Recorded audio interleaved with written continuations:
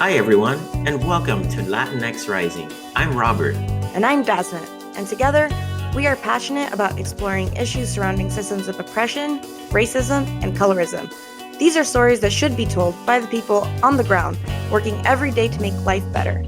We're super interested in listening to the folks out there that do the real work in our communities. Today's changemaker is Danielle Regueira, a Cuban-American graphic designer from Chicago, Illinois, who strongly supports third-party voting. Through this conversation, we hope to understand his position better and discuss the implications of third-party voting to the presidential election. I think we need Cubans like us to run for office. Sure. I would love it. This is a conversation that Robert and I had. I think like more important than running for office is just like spearheading and leading movements. Yes, absolutely. Daniel said something to me, excuse me, that was extremely impactful, which I've heard over and over again for some reason after you said it, which is that things don't happen in this country until people hit the ground running and say enough. Yes, it's true.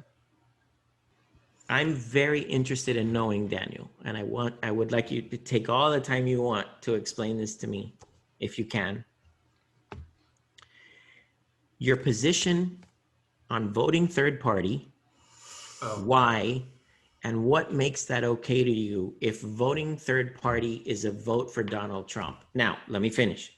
Somebody did a video on TikTok. Oh yeah, this guy. And this is what grabbed my attention, which is why I wanted to interview you.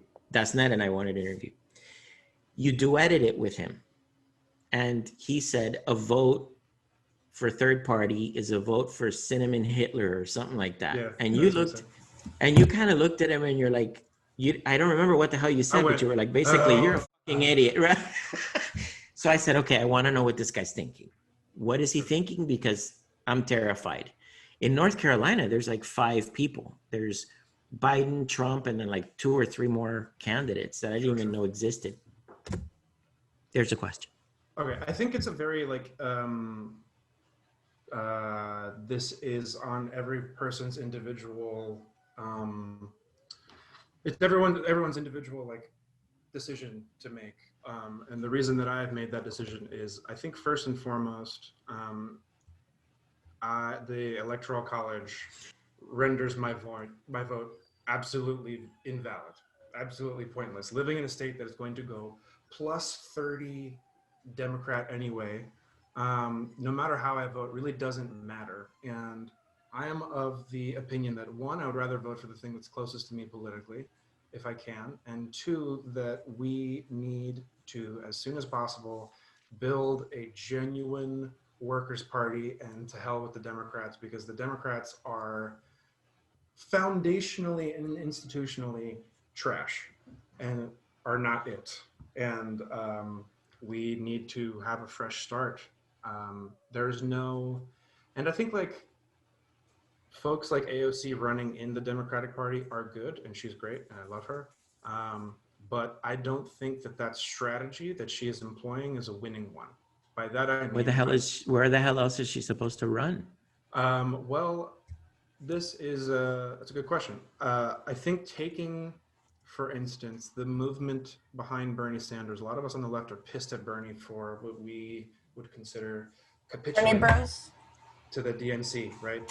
He's like, oh, I'll bow down and, take my hat off and I'll support Biden. And it's, he didn't necessarily have to be super confrontational for the sake of being confrontational. But what was unique about Sanders was that, and this is what I tell people who, when we have the Sanders versus Warren conversation, at least a year ago when we were having that conversation, was the reason I prefer Sanders is, well, there's actually some policy things that I've liked him over Warren on, but what more important to me as a Marxist is that there was a movement behind him, a mass movement. And on top of that, his theory of power, if you look at the difference between the two, it's in their campaign slogans. What was Elizabeth Warren's campaign slogan? She has a plan for that. that is DNC and bourgeois democracy. I'm going to start throwing Marxist terms around through and through. It's this idea that if you elect the right people to office, if you elect the right person to office, then good things will happen. And that theory of power is not how anything works. That theory of power is absolute bullshit, but we're taught it because it keeps us in line. It keeps us voting for the same corporate people over and over again. The theory of power that is true is one of mass movements. If you look at the Civil Rights Act, the women's right to vote, if you look at the New Deal, all those were passed under huge movements that were in the streets on a regular basis pushing for those things. But there's no movement right now. There's like bubblings of a movement right now. Bernie Sanders had a big one. The Justice for George Floyd is an aspect of it as well. And they need to converge into one fucking thing.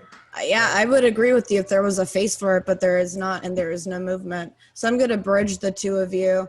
And I see what you're saying. I just don't think the time is now yet. I wish. I think that if there was a Bernie, if there was a person who could bridge that kind of momentum and those movements together and be the face of that and run with it, we would be there, because the time is kind of now.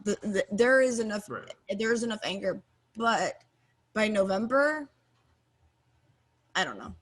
My pushback on that would be that you do need a leader for a movement, but again, the whole idea is that you have this groundswell. It is a bottom-up thing, right? It is like you have the mass movement, and you use, like, for instance, Bernie could have used this mass movement, and this is why we on the left are pissed at him. He could have I'm on the been left like, too. fuck this. Right. No, I know you are. But he could have been like, fuck this, and maybe not run just for the sake of spoiler effect, but been like, I am constructing a new party, and we won't run a presidential candidate this time around. Well, we're damn sure going to run local and state representatives this time around, and we're starting this new party now. All right, well, how old is Bernie Sanders? Old as fuck. How long has he been playing this game? No, I have a point here. How long has he been in government politics? 70s, I want to say, ish, somewhere around there. So, someone who is as respected as him, whose values align with yours, how could you not, on some level, trust his judgment? The thing is that if he thought the game was winnable on that level, don't you think he would have gone that way? Sure. I'm, to be completely frank, less on board with Bernie Sanders the individual and more on board with Bernie Sanders the movement. No, I know. I'm saying more, you said when they were pissed at him for making that decision. Mm-hmm. I get where he's coming from, but here's the thing is, he's played the bourgeois democratic game, like you're saying, since forever. And it has, for lack of a better phrasing, this is a terrible way to phrase it, but for lack of a better word, corrupted him or gotten into his... I don't think so. I think he would be the least of all of them. Corrupt is not a good word. I wouldn't take that word. I don't think he means it literally. No, I don't mean that word. Literally. But what I mean is that he's let the psychology of the situation, the psychology of this, this is just how politics is done. You have to compromise. And I he's disagree. let that get to his head.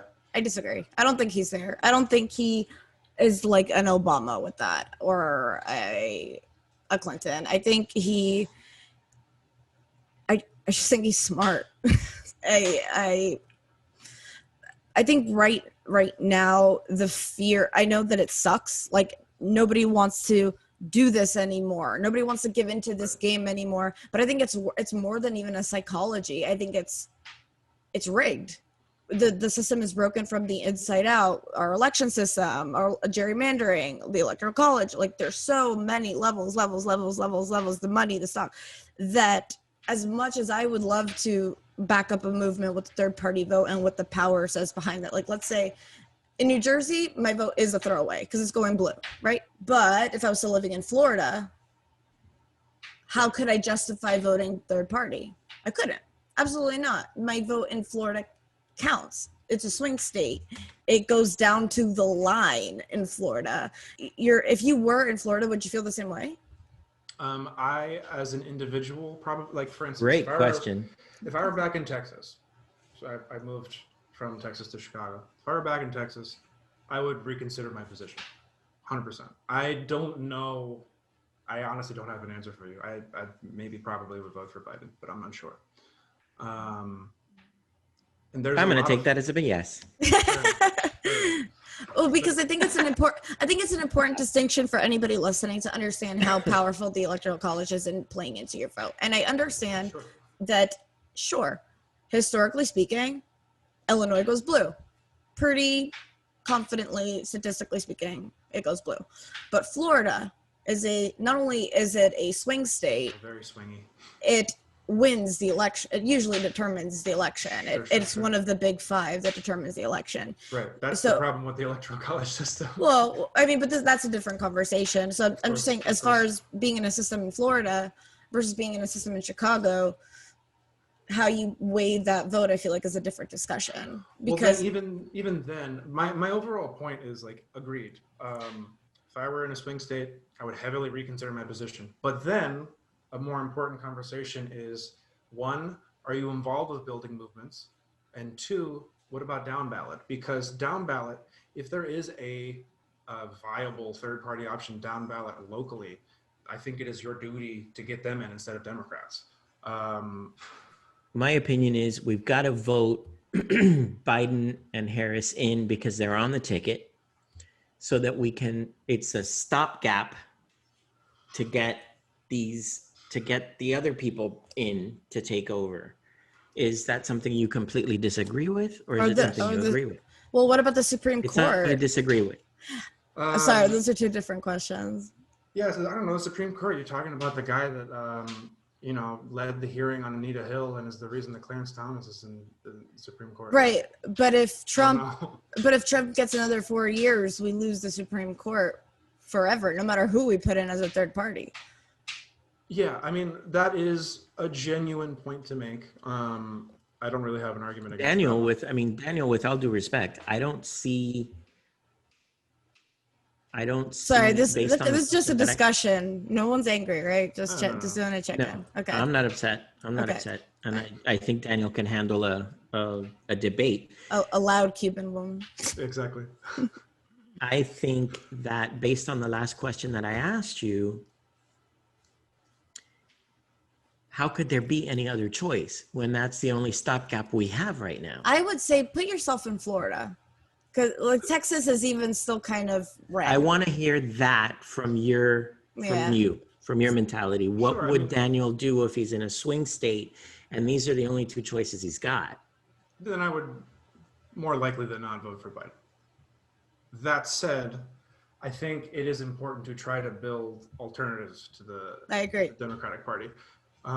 So, I might vote for Biden again, like you're saying, as a stopgap, but I would research into whatever local positions I could try to build some sort of alternative left party to try to build the workers' movement in this country, because I was going to say the things that you're upset about, right? Like that you want a third party you don't like the electoral college.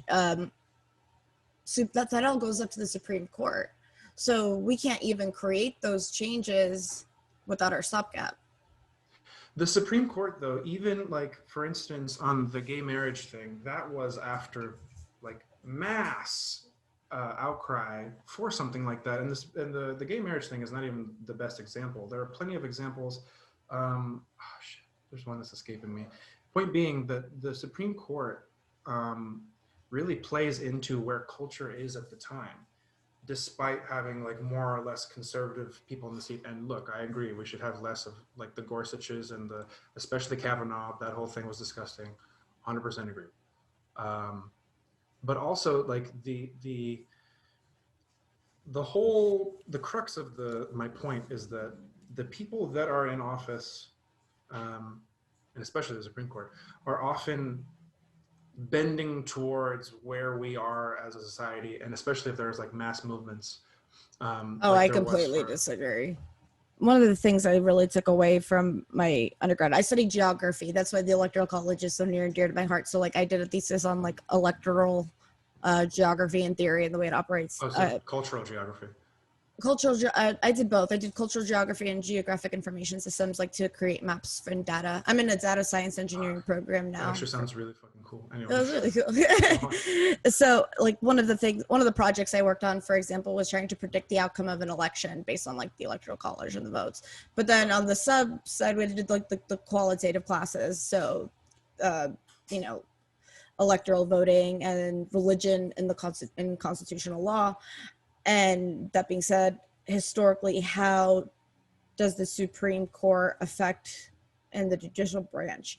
And I would say, honestly, of our three branches at this point, they are the least corrupted. They have unlimited term, right? They have like lifelong seats. Yeah. Like they're not going to lose their job. They don't need to get reelected. They're usually extremely educated, and well, they stand by their opinions. Like even like I respect Kennedy even as a moderate. Like he was so thoughtful. Even with Scalia, who I completely disagree with on every level, whenever he wrote anything, that he wasn't appeasing a base. He actually was a conservative, and he was able to speak to why, and he was able to dissent, and he was able to express that, and he was not bending the knee for somebody. Like that's actually what he believed. He 100% believed it. I just think he was a huge piece of shit. But continue.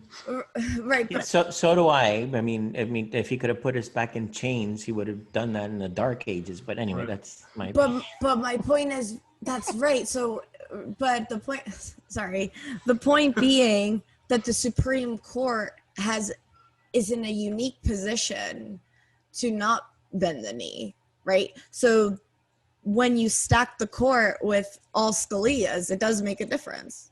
Yeah, I mean, I'm definitely strategically for stacking the Supreme Court, 100%. I just don't think I wonder, and like the conversation Biden specifically. I can't really come up with anything better than I live in a blue state and I don't want to fucking vote for him. No, that I get. But I guess we're more speaking to. I get it, and I don't think you're alone. I don't think you're alone on that. But there are people who are in swing states who have to make that decision. So I think that's where your voice is really important. And the reason why I emphasize the Supreme Court as my main. Did you hear what Dasnet just said to you? Of course. If I were in a swing state, yeah, sure. The people that are listening to you on this podcast need to hear what you would do if you were in a swing state. Yep, and how because I understand how frustrating it is, and how do you come to this decision? And it's a moral philosophy, right? Like I would be so upset in Florida, and I have to make this decision, like this impossible decision, and it's frustrating. So I guess I'm coming at it from your point of view in a swing state, listening to this podcast, listening to somebody who feels like me, and how would I rationalize that? And I guess something that I was offering up is one of the most important stopgaps that we have to do is the Supreme Court, right? So we already had a seat stolen with was it McKinley? Was his name? What was his name? No, I can't remember his name, but yeah, it was stolen. And by McConnell stole it.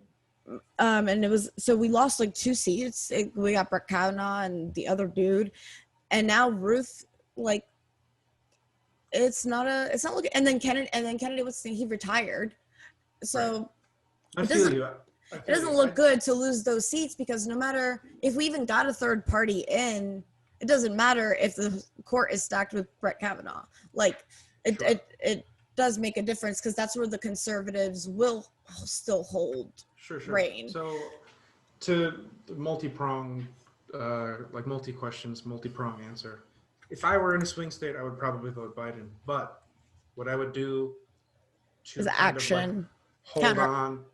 Yeah. So like trying to be a part of movements, looking into local organizations, building local movements. I think that, not to say that like voting doesn't mean anything and you should just use your vote willy-nilly. No, voting is important, and it is an important tool. But I think maybe a somewhat more important tool is building movements and building organizations. So like get involved locally with some political organization that believes what you believe in, is organizing people. That is huge. And two, if there are viable non-Democrats locally, vote for them. That's what I would do. Make sure that you subscribe to our channel and hit that notification button. so you can see our videos every single week. Thank you for your support.